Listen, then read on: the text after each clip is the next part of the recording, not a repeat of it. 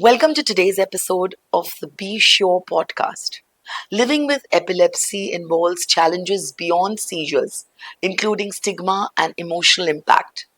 However, with the right treatment and adjustments, many people with epilepsy can lead active lives. To help us better understand this, we are fortunate to have a renowned consultant neurologist with extensive experience in treating epilepsy. Welcome, Doctor. Yeah, good evening, everyone. I'm glad I got this opportunity. Thank Alchem Lab for this opportunity.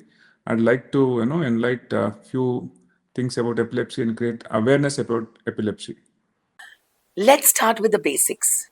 What exactly is a seizure and how does it affect the brain?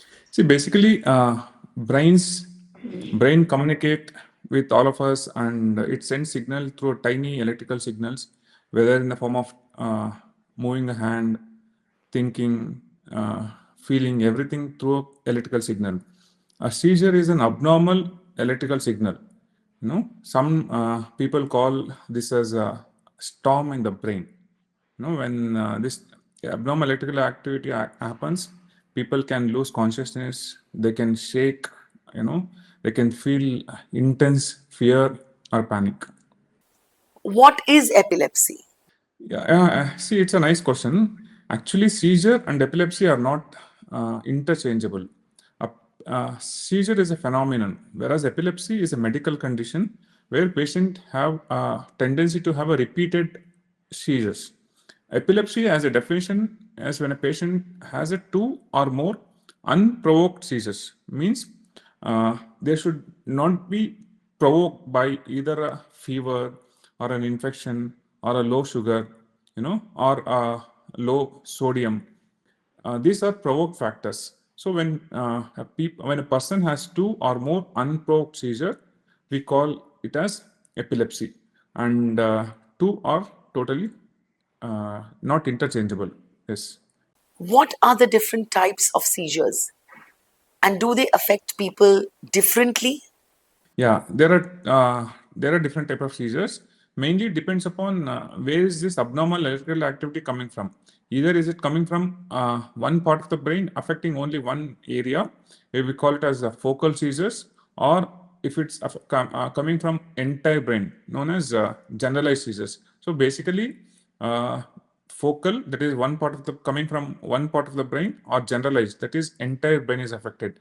In epilepsy, a patient can have either one type of seizure or certain type of epilepsy where patient can have multiple type of seizures. I see. Now, can you explain what causes epilepsy? Is there always a known cause?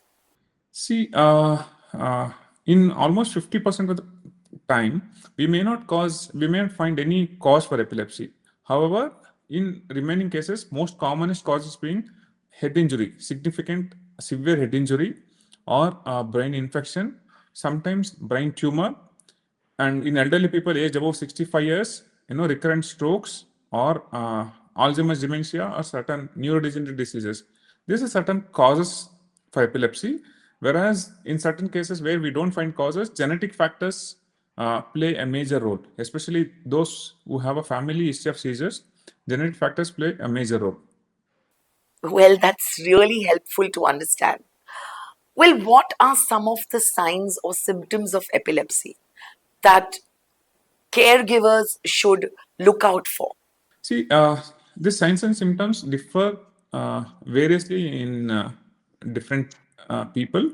Most common is being, vigorous shaking of one part of the body, or losing suddenly consciousness, or becoming, confused, or sometimes staring in the sky. We call it as, unawareness. They just stare in the sky, or just staring look with abnormal movements, like, we call it as automatisms, some like kind of chewing Right. movements associated with uh, staring look, and sometimes the feel of sudden fear, or sudden panicky. This all may be a sign and a symptom of epilepsy and seizures, and vary differently in different people. Yeah. Now, let's talk about something that many people with epilepsy face: stigma. Can you tell us why epilepsy is often misunderstood? Yes, so this is a most important and why we are sitting here to Yeah, find yeah. to tell that it is not stigma disease. See, basically, unfortunately, epilepsy has been considered as a non-neurological disease for generations together. It's now only people realize that it is being told that it is a neurological disease. Because of this, there is a miscommunication and myths surrounding the epilepsy. If you see a patient, epilepsy patient who's seizing around, it looks very frightening. This causes onlookers fear and even avoidance of patients. So this actually causes stigma. Basically, historically, it is being considered as a non-neurological disease. Now, our aim is to, you know, seize this myth and make sure that it is not a stigmatized disease. How does this stigma affect people with epilepsy? Uh, Regrettably, individuals with epilepsy face a lot of negative attitudes and discrimination from many people. So this causes, this may affect their marriage, uh, unemployment. They may not given be any job, and people may not like to mingle with them. Even children with epilepsy, friend, they have difficulty in making friends with other children. So these things make them actually feel negative and sometimes feel depressed. Yeah. Absolutely. Now, let's move on to managing epilepsy. What are the common triggers for seizures that patients and caregivers should be aware of? I always tell most important thing is medicines, and remaining important thing is to look for triggers and avoiding triggers. Commonest trigger is missing sleep. I counsel my patients that sleep is one of the medicine. If you miss your sleep, if you sleep late, then it can trigger seizures and high stress levels. Sometimes skipping medications, another important thing, not to skip epileptic medication, that anti-seizure medicines, and not to skip food and alcohol consumption. These are all Main triggers, point. and especially women, sometimes hormonal changes during their monthly periods can also trigger seizures. So these are common triggers, and sometimes fever, infection, illness, and now recently, sometimes this eucalyptus oil can also trigger seizures. Yes. That's a great tip, doctor. What other lifestyle adjustments can help someone manage epilepsy? See, lifestyle management. We always, I already told sleep well, not to miss sleep, and when it comes to diet, healthy, balanced diet, and when it come to exercise, physical activity is very important in patients with epilepsy. At the same time, uh, whenever you're indulging in extreme sports, like swimming and high jump driving, it's not advisable. And whenever you take this extreme sports, kindly talk to your doctor and then decide. And again, another important thing is managing your stress, either in the form of relaxation exercises or talking to a counselor and joining support groups.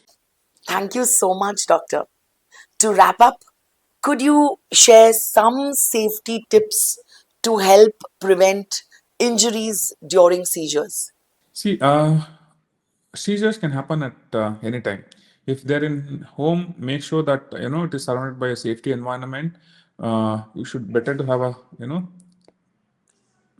a padded cushion or corners of a table, and it's better to use a micro oven when patient is alone, not to use a stove, and outside, not to drive, not to swim, not to climb heights or trees.